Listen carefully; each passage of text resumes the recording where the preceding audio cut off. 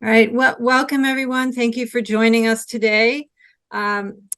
This is our brown bag webinar entitled "My Child Has Been Diagnosed with Autism. What's Next?" It's being presented by the Autism Society of Maryland and Pathfinders for Autism. Today, we're joined by Marlo Lemon and Kristen Paul from the Parents Place of Maryland. They are very important and partners of ours, and we're very thankful that they could be with us today. I'm Suzanne Mason, Deputy Director of the Autism Society of Maryland. We recently had a name change from the Howard County Autism Society, but we are now Autism Society of Maryland, serving Howard, Anne Arundel, and Montgomery counties. Today, Marlo and Kristen are going to discuss steps to consider taking after receiving that initial childhood diagnosis of autism. They'll share information about local resources and services that can be helpful after receiving the diagnosis. You may put your questions in the chat. And time permitting, our panelists will address those at the end of the session, and those will not be recorded. But we will be recording the presentation part, and we'll post that along with any other supporting materials on the Pathfinders and the Autism Society websites. That'll take a few days. Now I'd like to welcome Marlo and Kristen and ask them to provide some background on themselves before moving on to the presentation. Thank you so much, Suzanne. If you can make me co-host, I would appreciate it. Yes. Good afternoon, everyone. Thank you for taking your lunchtime to spend it with us. We really appreciate it. Well, welcome to My Child Has Been Diagnosed with Autism. What's next? Well, my name is Marlo Lemon, and I am the Co-Deputy Director of Training and Strategic Partnerships at the Parents Place of Maryland. I want to thank the Autism Society with their new name for inviting us, as well as Pathfinders for Autism. As Suzanne said, we are great partners and helps and supports for each other. Thank you. Since this is being recorded, we do ask that you hold questions until the end. Kristen and I'll have time at the end to answer questions since it's recorded also. If you don't mind muting yourself when you come in, we really appreciate it. Again, welcome to My Child's Been Diagnosed with Autism. What's next? Next slide, please. Again, I'm Marlo Lemon, Co-Deputy Director at the Parents Place of Maryland. I'm Kristen Paul, and I am the Director of Early Childhood Programs at the Parents Place of Maryland. In this hour that we have together, next slide, please. We hope to give you steps after initial diagnosis, 10 tips for receiving a diagnosis, and then talk about some local resource sharing.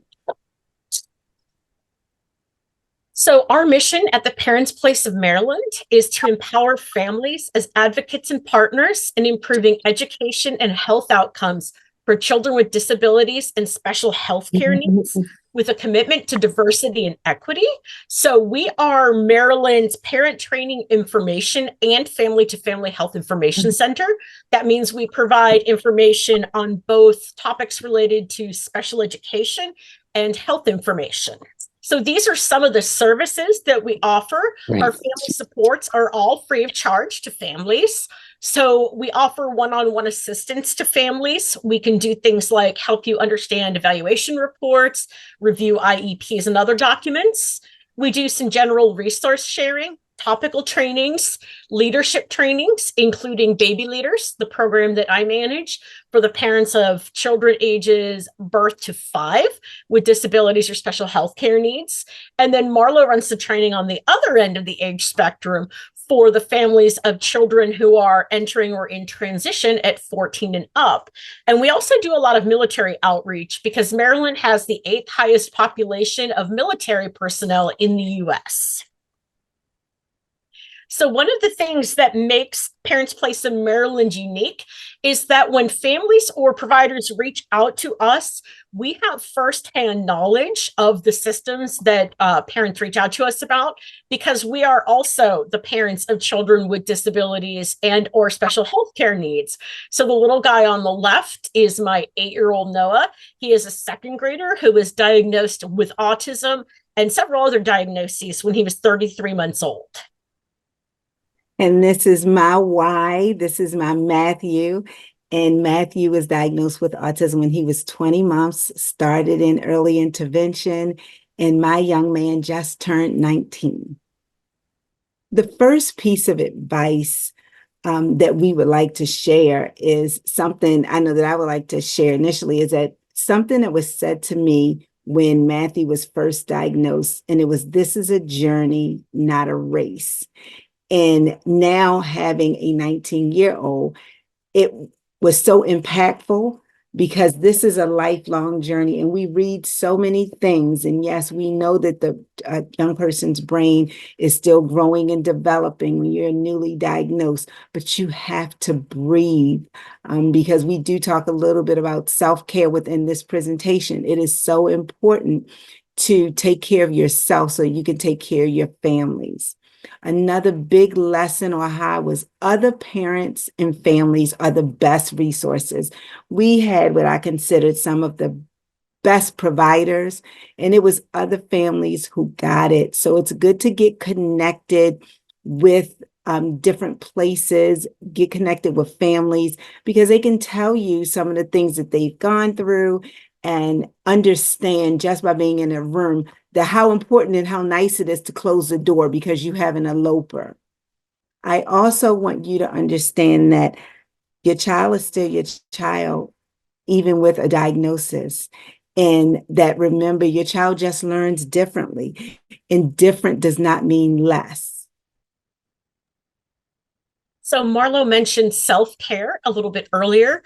It's important to remember that you need to put your mask on first. So if you've ever flown, they tell you before you put the mask on anybody else to put yours on first, so you're capable of helping someone else with their mask. You may also have heard the expression, you can't pour from an empty cup. So it's important that you are taking care of yourself as you are taking care of your child. And one of my favorite quotes that I saw when my son was newly diagnosed was that autism is not the end of the world. It's just the beginning of a new one. So you may experience a very broad range of emotions in the immediate aftermath of an autism diagnosis. Some families feel frustration. Some families feel like it's your responsibility to find the way or the path forward for your child and your family. You may be anxious. You may not have a treatment plan yet. There's nothing in place. You're ready to get all of that going. You may feel unprepared and overwhelmed to parent a child with autism. And a lot of families say that at first they feel like they're on a treadmill running against time because they know the importance of getting your child support as early in life as possible. So this is the traditional model of autism spectrum disorder that we've all kind of heard about in the past. So you have classic autism on the left, which is severe. A lot of supports are needed. You have Asperger's syndrome on the right, which was considered more mild autism. Frequently, these children had a high IQ. And there was this belief that people with Asperger's syndrome didn't need a whole lot of support. We're starting to think of the autism spectrum, rather than being that line where you have less autistic on one end and more on the other end, to think of it as a color wheel with many, many gradients. One thing that most of us have heard before is if you've met a person with autism, you've met a person with autism, because no two people experience autism the same way. And even within an individual person, on any given day, the person's wheel might look different. They might have very high sensory needs one day, very low sensory needs the next day, lower tics and fidgets one day, really ticky and fidgety the next day. So instead of looking at it from a linear perspective, we look at it as a color wheel where we can be, our child with autism can be at a different space on the wheel in terms of what they need every single day. These are 10 tips that we often say that might help after a diagnosis. Look in the resources in your area and start activities and therapies for your child. The first thing I would say is connect with your insurance company to see which programs and services your insurance covers. You want to connect to your local infants and toddler or preschool program in your local county. Find a center or place that specializes in autism. And the reason that is important is because you want people who understand the many spectrums, as Kristen said, of our young people or children with autism. Connecting to other families is so important. Initially, after diagnosed for our family, we were looking for a doctor or a specialist for something, and it was going to an Autism Society meeting and having other parents and families say, oh, this is who we use, this might be near your house. And it was such a big relief not to have to start at the very beginning to do some of that research. I always laugh when I think about number 5, because we want to be informed. We want to know skills, strategies, things that might work best for our child. However, my husband did threaten to get the internet cut off because there's so many things that are out there that we want to be mindful of all of the resources that are out there, which ones are legitimate, which ones might fit best for our family. So that's always, it pays to be informed, but we don't want to do too, because a lot of times too much information can be scary. Put down any book that does not lift you up. This journey, remember, Linda Pearl said, this is a journey, not a race. So this journey is for a lifetime. So you want to find things, as Kristen was talking about, self-care, that will lift you up, that will bring you joy. It's okay to ask for help. And this is a big one because autism, any type of diagnosis, impacts the whole family, siblings, grandparents, extended family. And because it does, it's okay to ask for help. They can become the people that are the team for your child. I mean, when we say team, someone who cares and loves and cares for your child, that understands other sibling needs, going out needs, elopement needs, food issues. So you want to create a team for your child. Practice self-care. And a lot of times we think self-care and we think, okay, I need an hour to do something. It could be having a cup of coffee in that 5 or 10 minutes. It could be, closing the door to the bathroom, taking deep breaths. But you have to practice self-care, because the one thing we do know is if you don't put your mask on first, then it's definitely hard to take care of our young people. And find joy in the moment. Enjoy the children and the mouse that you have and the milestones that they are making that fits where they are in their needs. These are some things to think about. I saw a question specific to Howard County. And these are some things to think about. Your individual insurance coverage. A lot of times when we meet those people, other parents, and we go to different meetings and they talk about wonderful resources or services that they might have, and you get really excited about it. But what you want to make sure is it's covered under your insurance, because it's not. Sometimes you get really excited, you get on a waiting list, you may even get an appointment, and then insurance does not cover it. Some insurances, be mindful of the term habilitative. You want to get your insurance coverage where it will cover a multitude of visits. Some insurances say, oh, speech is covered. You have 60 visits per plan year. Well, depending upon how often your young person goes, 60 visits can, you can get rid of the 60 visits in a short period of time. So you want to make sure in the insurance company, you're coded habilitated, because that means it's unlimited visits. You want to make sure that you sign up to be placed on the registry for the autism waiver. And with that, it might not impact you right now, but you will get on a list to get services as your child gets older. And us also contacting the Developmental Disabilities Administration and completing that application for services, again, that might kick in later, but you'll have all the information in for emergency or crises and for when the young person turns 21. So one of the things that I get asked a lot by families is how to find financial support for these therapies, for things that may benefit your child. A lot of those things are income dependent, but Maryland's list, low intensity support services, is not income dependent. So twice a year, they open up the application. It is a lottery system. And if you are selected, you get to apply for up to $2,000 worth of support for things that will benefit your child.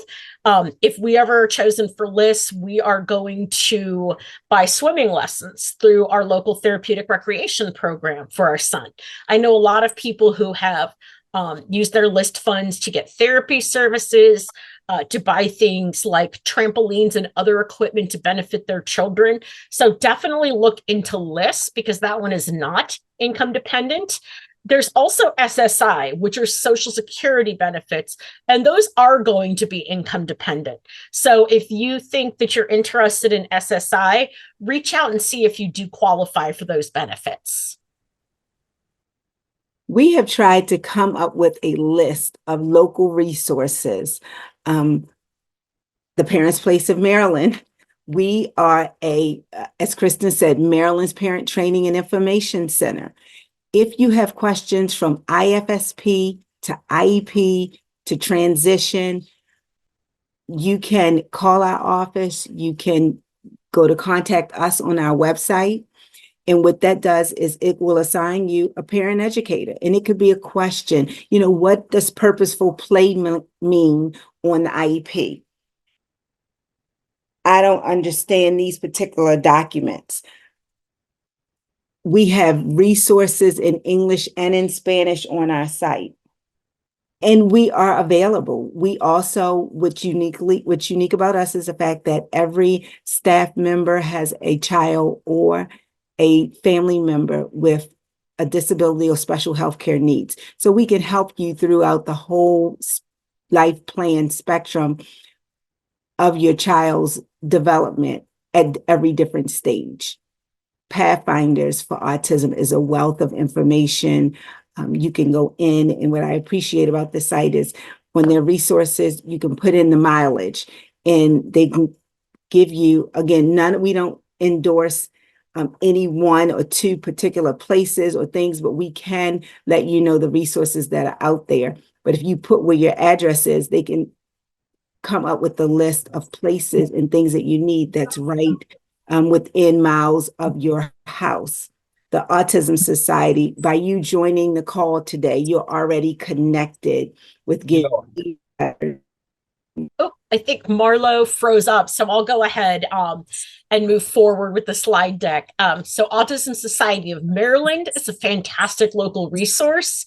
We also have other resources like the Baltimore Chesapeake chapter of the Autism Society, family support and/or Partners for Success with your local school system, Kennedy Krieger Institute, Mount Washington Pediatric Hospital, and Children's Hospital are all extremely good at working with our children from diagnosis forward.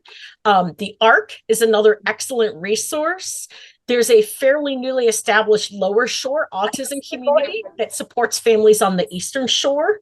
I highly recommend getting involved with your local CCAC, your local Special Education Citizens Advisory Council, so you can be in the know on what's going on in your school district.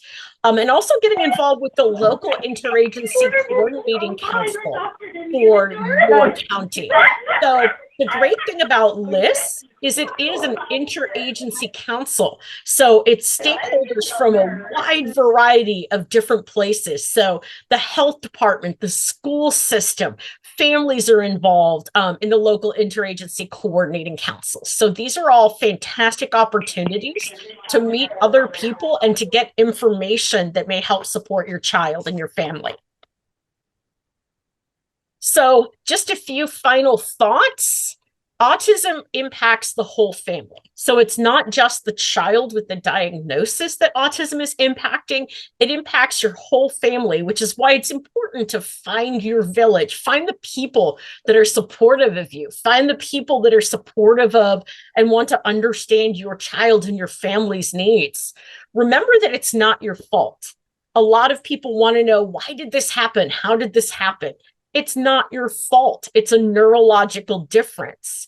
Trust that your child will make progress and that you're going to find the right path forward for your child. Your child's progress may not look like somebody else's child's progress, but it's your child's progress, and you are going to find the types of programs that are needed to support your child. And remember to take it easy on yourself. This is an ongoing process. There are going to be highs and lows, but always take time to celebrate even the smallest victories for your child and your family.